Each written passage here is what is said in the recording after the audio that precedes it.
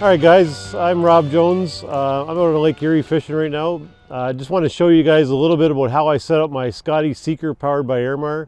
We're trolling for walleye. We're actually just fishing some shallower water right now, but the importance of using a seeker or probe like this to tell us the depth is because of the changing current conditions that we're noticing along this shoreline during the spring season. So we got some wind coming out of the east today. Obviously not ideal, but for where we're at, we've got good conditions. We're catching some fish. So today, because we're fishing shallow water, I don't need to run deeper water. I'm just using a manual Scotty downrigger and a smaller cannonball with my probe on there. So when you look and you see over the top of my shoulder, you'll see the two different probes I've got on either side of the boat. You can see that we're only in 21 feet of water. Our temperature is 58.5 degrees. The port probe is only down 6 feet and the speed is about 1.7 mile an hour. Right now, we're not seeing a lot of current change because we're in a pretty flat, calm area. A little bit ago, we were out by the point and we were seeing a little bit more speed change. So I was having to change the speed of my presentation by about half a mile an hour just to make up for the changing conditions within that current. So when we were going south, we're obviously going with the current. Obviously, we could change our speed to make sure that our probe depth was, targeting that 1.8, which is what I'm targeting today. And if I turn and go against the current, I may need to slow the boat down so that my lures aren't racing under the water. Most times when you see a rigger on a boat, you'll see a downrigger rod off that rigger. Today we're not running a rod off the downrigger. We're actually running all 4 rods off of planer boards. Now the reason for that is because we're only in 20 feet of water and these fish are higher in the water column, we're checking the higher portion of the water column to see if those fish are up higher. And we are finding these fish anywhere between 20 to 30 feet back. So we don't need to run a rod off the cannonball in order to catch fish, but we still need to be able to maintain the speed of the boat based on what the probe's telling us. So again, just an important part to know that you don't always have to run a rod off a ball when you're checking that speed.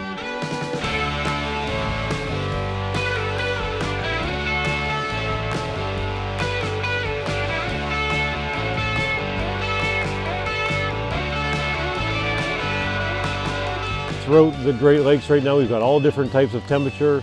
We're looking for what the temperature is compared to where the bait is, what type of lures we're going to present to the fish, what speed we're going to run those lures at, or even what type of lure. Today we're actually running worm harnesses and we're running them again at 1.8 mile an hour because we're trying to slow that blade down to make sure that it's doing what it needs to do. But we also want to make sure that the water hasn't changed, it hasn't gotten too cold or too warm. I find that if it gets any colder than that, we take the worms back out, we'll go back to crankbaits. So today we're running worms just because the water temperature is about 58 degrees. And if we were to go further out in the lake, deeper water, and we see some colder temperatures, I'm definitely going to change my presentation and put some different lures out there for them. So being able to monitor the thermocline by temperature is important because walleye always seem to want to feed between 62 and 67 degrees temperature, which is typically just above the thermocline. And then rainbows always want to be in that colder water. They want to be feeding, down below the thermocline. So typically if I see a thermocline, 20, 30, 40 feet down, I'm going to want to be targeting the top portion of that water column, that above that thermocline, because I know that's where the walleye are trying to feed, which is usually my target species. Now I do have trips where I get gentlemen who want to go out and they want to say, I want to target rainbows. Okay, I'm going to start running my riggers, my dipsies, everything else below that thermocline so that I can target that particular species based on that water temperature change, because those fish want to feed in colder temperatures. That's how I fish the different types of water temperatures. How I look for it, again, if I can see it on the sonar, it's really easy. I can verify it with water temperature at the probe. What we've learned is that it works through the phone app. So if you've got it on your phone, you can set the temperature thermocline mode and then you'll be able to watch it through your phone. So when you see your probe change temperature, then yeah, it's like, whoa, wait a minute, now I'm in colder water. So now I find a higher, colder pocket. So it's a physical movement to change that probe to find that. It's not an absolute where it's, following that temperature change. So.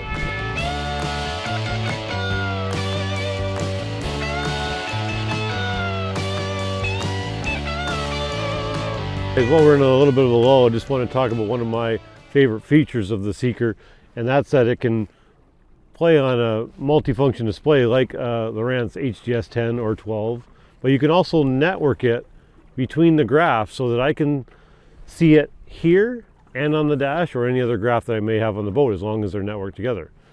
Now, as you notice, I've got one probe showing on this screen right now with a sonar, because I want to see where the probe is showing on the sonar. I want to see a little bit bigger screen, but I can change that by simply going, either touching just the Seeker application on the graph, and I can see both screens, or I can actually build a new screen and show just the stuff I want to by going to adding a screen.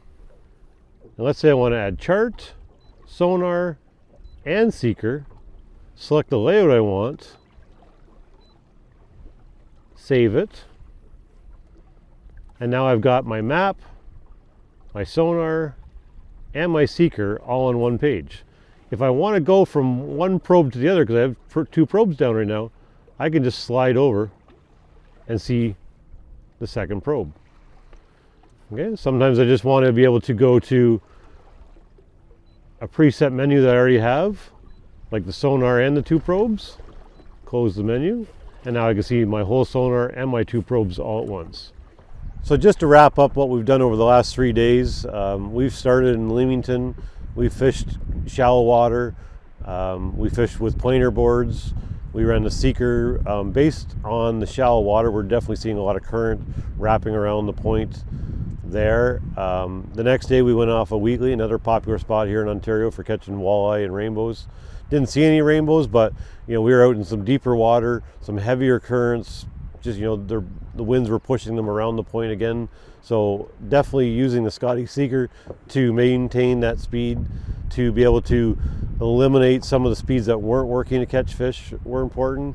And then today we finalized our day with going to Long Point, which is more central Lake Erie. And based on the winds that we were seeing this week, we kind of had to stick close to these points, but we could travel out in the deeper water.